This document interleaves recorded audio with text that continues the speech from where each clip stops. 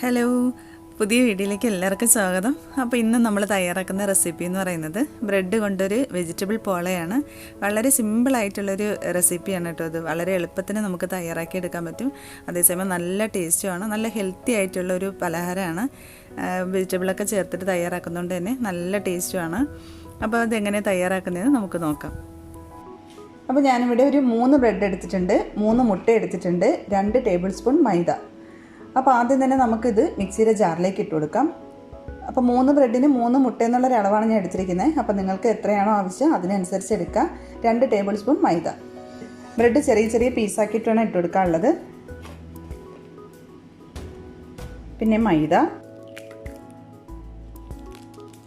മുട്ടയും കൂടി ഇട്ട് കൊടുക്കാം.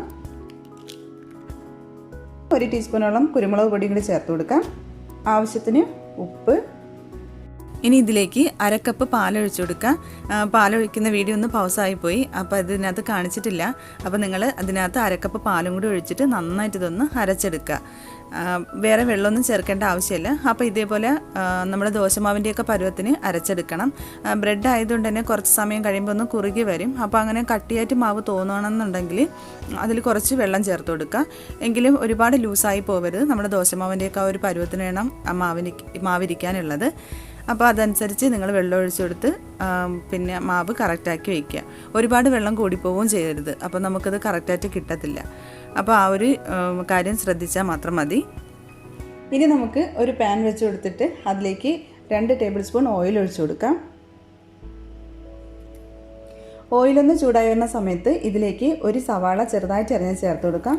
ഉള്ളിയിലേക്ക് ആവശ്യത്തിന് ഉപ്പിട്ട് കൊടുത്തിട്ട് ഒന്ന് വഴറ്റിയെടുക്കാം. ഒരുപാട് വഴറ്റേണ്ട ആവശ്യമില്ല, ജസ്റ്റ് ഒന്ന് വാടി വന്നാൽ മതി. ഇനി ഇതിലേക്ക് കുറച്ച് ഇഞ്ചി വെളുത്തുള്ളി ചതച്ചതാണ്, വളരെ കുറച്ച് മതി. 1 സ്പൂണോളം 2 കൂടി എടുത്തിട്ടുള്ളത്. അപ്പോൾ ഒരു 2 അല്ലി വെളുത്തുള്ളി, ഒരു ചെറിയ കഷ്ണം ഇഞ്ചിയും കൂടി ചതച്ചിട്ടാൽ മതി. ഇനി ഇതിലേക്ക് ഒരു പച്ചമുളക് ചെറുതായിട്ട് അരിഞ്ഞെടുത്തത്, അപ്പോൾ അത് ഇട്ട് കൊടുക്കാം. ഇനി ഇതിലേക്ക് ഒരു ഉരുളൻകിഴങ്ങ് എടുത്തിട്ടുണ്ട്, അതിൻ്റെ പകുതി മാത്രമേ എടുത്തിട്ടുള്ളൂ, ഇതുപോലെ ചെറുതായിട്ട് കട്ട് ചെയ്തത്. അപ്പോൾ അത് ആഡ് ചെയ്ത് കൊടുക്കാം. ഒരു ക്യാരറ്റിൻ്റെ പകുതിയാണ്, അതും ഇതുപോലെ ചെറുതായിട്ട് അരിഞ്ഞെടുത്തത്, അതും കൂടി ചേർക്കാം. ഒരു ക്യാപ്സിക്കത്തിൻ്റെ ഒരു 1/4 ഭാഗം മാത്രമേ എടുത്തിട്ടുള്ളൂ, ചെറുതായിട്ട് ഇതുപോലെ കട്ട് ചെയ്തത്, അപ്പോൾ അതും കൂടി ചേർത്ത് കൊടുക്കാം.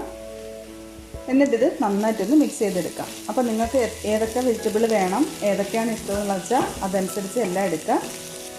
ചെറിയ ചെറിയ പീസാക്കി കട്ട് ചെയ്തിരിക്കുന്നത് പെട്ടെന്ന് തന്നെ ഇത് കുക്കായി കിട്ടിക്കൊള്ളും. ജസ്റ്റ് ഒന്ന് നമ്മൾ ഇളക്കി കൊടുത്താൽ മതി.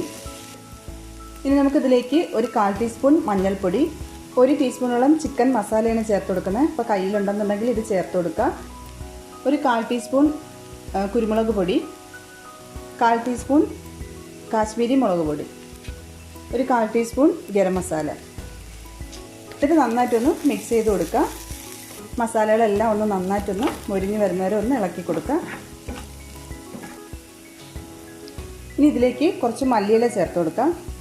മല്ലിയിലയും കൂടെ ചേർത്തിട്ട് നന്നായിട്ടൊന്ന് മിക്സ് ചെയ്തെടുത്താൽ മതി.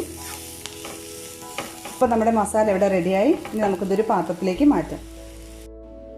ഇനി നമുക്ക് പോള സെറ്റ് ചെയ്തെടുക്കാം. അപ്പോൾ അതിന് വേണ്ടിയിട്ട് ഒരു പാത്രം വെച്ച് കൊടുത്തിട്ടുണ്ട്, അതിലേക്ക് കുറച്ച് ഓയിൽ ഒഴിച്ചു കൊടുക്കാം. ഓയിൽ ഒഴിച്ചു കൊടുത്തിട്ട് നന്നായിട്ടൊന്ന് സ്പ്രെഡ് ചെയ്ത് കൊടുക്കാം. നമുക്കിതിലേക്ക് റെഡിയാക്കി വെച്ചിരിക്കുന്ന മാവ് ഒഴിച്ചു കൊടുക്കാം. അതിൻ്റെ ഒരു പകുതിയോളം നമുക്ക് ഒഴിച്ചു കൊടുക്കാം.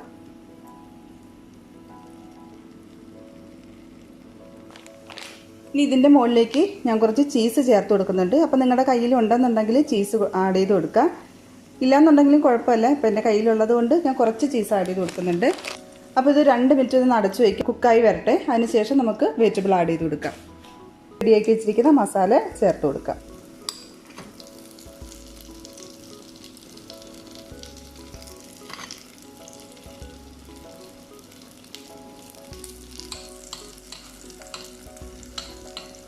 ഇനി ഇതിൻ്റെ മുകളിലേക്ക് ബാക്കി മാവും കൂടി ഒഴിച്ചു കൊടുക്കാം. എല്ലാ ഭാഗവും കവർ ചെയ്യുന്ന രീതിയിൽ നമുക്ക് മാവ് ഒഴിച്ചു കൊടുക്കണം. അതിനുശേഷം ഇതൊന്ന് അടച്ചു വയ്ക്കാം. അടച്ചു വെച്ച് നമുക്ക് കുക്ക് ചെയ്തെടുക്കാം. പാത്രം ഒന്ന് ചൂടായതിന് ശേഷം അടിയിൽ വേറൊരു ഫ്രൈ പാൻ വെച്ചിട്ട് അതിൻ്റെ മുകളിലേക്ക് ഇത് വെച്ച് കൊടുക്കുക. ഒരു 15 മിനിറ്റ് എടുക്കും. ചെറിയ തീയിൽ വെച്ചിട്ട് നന്നായിട്ടൊന്ന് കുക്ക് ചെയ്തെടുക്കാം. നന്നായിട്ട് കുക്കായോ എന്നറിയാൻ വേണ്ടിയിട്ട് ഒന്ന് ഒരു സ്ക്യൂവർ വെച്ചിട്ടൊന്ന് നോക്കാം. അപ്പോൾ ഇതിലൊന്നും ഒട്ടി പിടിച്ചിട്ടില്ല എന്നുണ്ടെങ്കിൽ കുക്കായിട്ടുണ്ട്. 15 മിനിറ്റ് കഴിഞ്ഞിട്ട് ഇതായില്ല എന്നുണ്ടെങ്കിൽ ഒരു 5 മിനിറ്റും കൂടി അടച്ച് വെച്ചാൽ മതി. മുകൾ ഭാഗം കൂടി ഒന്നും കൂടി മൊരിയിച്ചെടുക്കാൻ വേണ്ടിയിട്ട് ഇതൊരു ഫ്രൈ പാനിലേക്ക് നമുക്ക് ഫ്ലിപ്പ് ചെയ്ത് കൊടുക്കാം.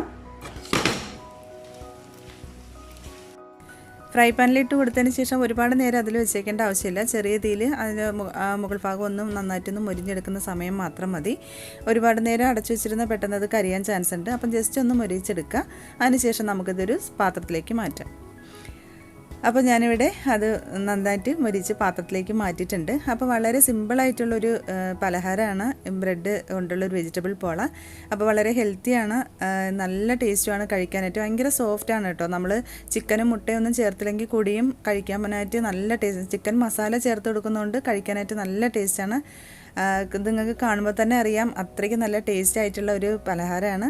അപ്പോൾ ഇതുപോലെ ആരും ട്രൈ ചെയ്ത് നോക്കിയിട്ടില്ല എന്നുണ്ടെങ്കിൽ തീർച്ചയായിട്ടും നിങ്ങളത് ട്രൈ ചെയ്ത് നോക്കുക. എല്ലാവർക്കും ഇഷ്ടമാവും.